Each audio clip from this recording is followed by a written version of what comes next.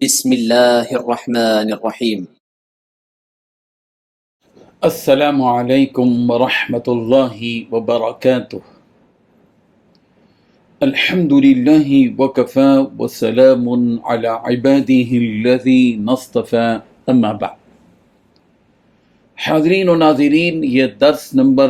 1858 ہے، اور آج ہم سورۃ الشورى کی تفسیر کا آغاز کر رہے ہیں۔ یہ وہ صورت ہے جس کے سلسلے میں حضرت ابی بن کعب رضی اللہ عنہ نے ارشاد فرمایا کہ پیارے پیغمبر صلی اللہ علیہ وسلم نے فرمایا، جس نے سورہ حامیم عین سین قاف یعنی سورۃ الشورى مکیہ یہ پڑھی، وہ ان لوگوں میں سے ہوگا جن پر فرشتے رحمت بھیجتے ہیں اور جن کے لیے استغفار اور رحمت کی دعا کرتے ہیں۔ چلیے سب سے پہلے ہم سورۃ الشورى کی 4 آیتوں کی تلاوت اور تشریح کرتے ہیں، لفظی ترجمے اور ترجمے کے بعد تشریح کرتے ہیں۔ اعوذ باللہ من الشیطان الرجیم، بسم اللہ الرحمن الرحیم۔ حامیم عین سین قاف كذلك يوحي إليك وإلى الذين من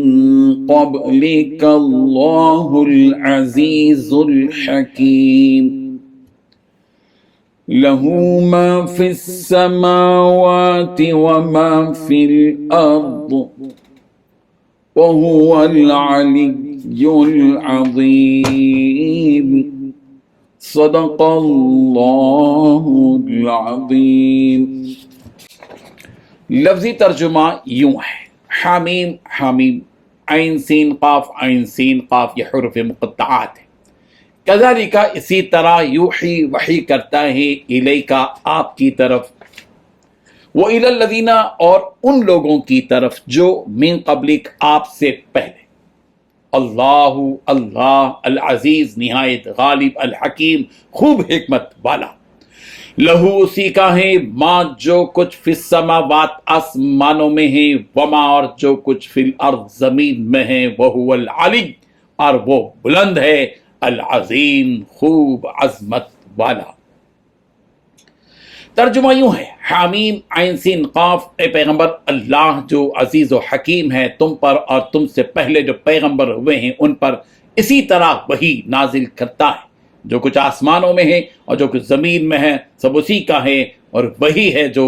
برتری اور عظمت کا مالک ہے۔ ان 4 آیتوں میں 3 باتیں بیان کی گئی ہیں۔ پہلی بات، اے پیغمبر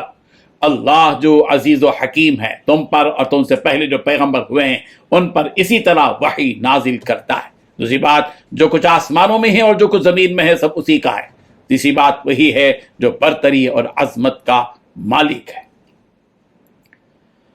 بزرگان محترم، اللہ تبارک و تعالیٰ نے اس سورت کی ابتدا بھی حروف مقطعات سے کی ہے۔ ایسی 29 صورتیں ہیں جن صورتوں کا آغاز حروف مقطعات سے ہوا ہے، مثلا الف لام میم صاد طا ہا یا سین کاف ہا یا عین صاد وغیرہ وغیرہ،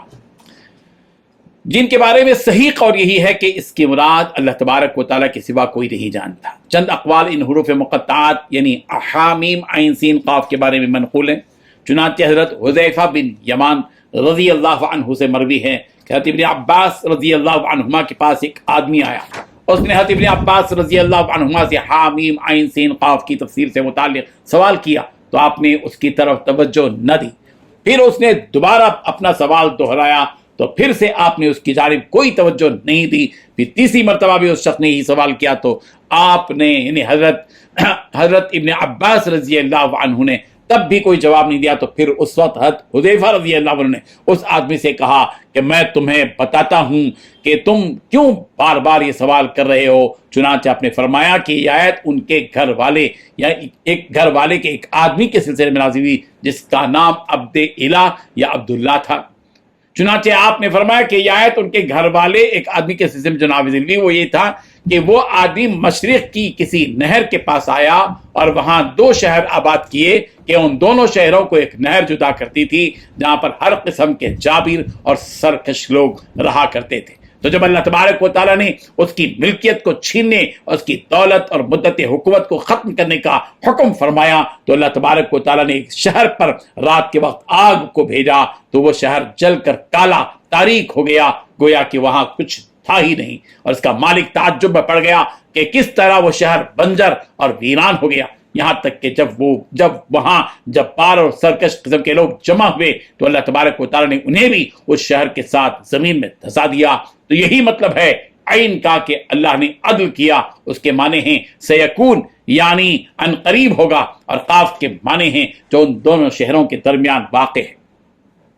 اللہ تعالیٰ نے فرمایا کہ یہ کتاب جو اللہ تبارک و تعالیٰ نے آپ پر نازل فرمائی ایسی ہی کتاب اللہ تعالیٰ نے آپ سے پہلے دیگر انبیاء پر بھی نازل فرمائی، اور جس کام کے لیے اللہ تعالیٰ نے آپ کو بھیجا اسی کام کے لیے اللہ تعالیٰ نے دوسرے انبیاء کو بھی آپ سے پہلے بھیجا۔ سورۃ الاعلیٰ کی آیت نمبر 18 اور 19 18 and 19 میں ارشاد فرمایا ان ھذا لفی الصحف الاولی صحف ابراہیم و موسیٰ، یہ احکام اللہ تعالیٰ نے پہلی کتابوں میں بھی بیان فرمائے ہیں، ابراہیم و موسیٰ علیہ السلام کے صحیفوں میں بھی۔ تو جب آپ ان مشرکین سے یہ باتیں بیان کر رہے ہیں تو انہیں تعجب کیوں ہو رہا ہے؟ آپ کوئی نئی بات تو ان سے نہیں کہہ رہے ہیں، بلکہ آپ تو وہ سلسلہ باقی رکھے ہوئے ہیں جو پہلے سے چلا رہا ہے، مگر یہ کافی لوگ اس راستے سے بھٹک چکے ہیں جو سیدھا راستہ تھا، اور وہ لوگ اسی غلط راستے ہی کو سیدھا راستہ سمجھ رہے ہیں، اور یہ جو وحی آپ کی طرف بھیجی جا رہی ہے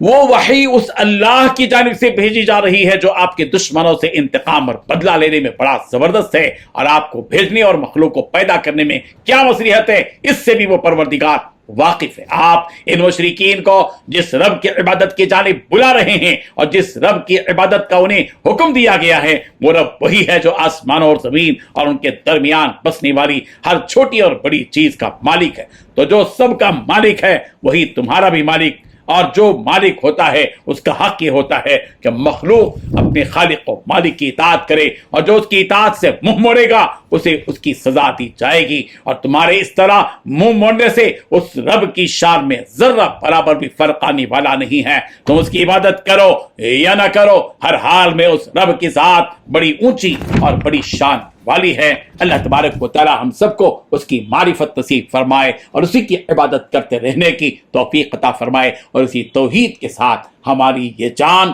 یہ رخصت ہو، ہماری روح قبض ہو، اللہ تعالی عمل کی توفیق عطا فرمائے۔ آمین۔ وآخر دعوانا ان الحمد للہ رب العالمین۔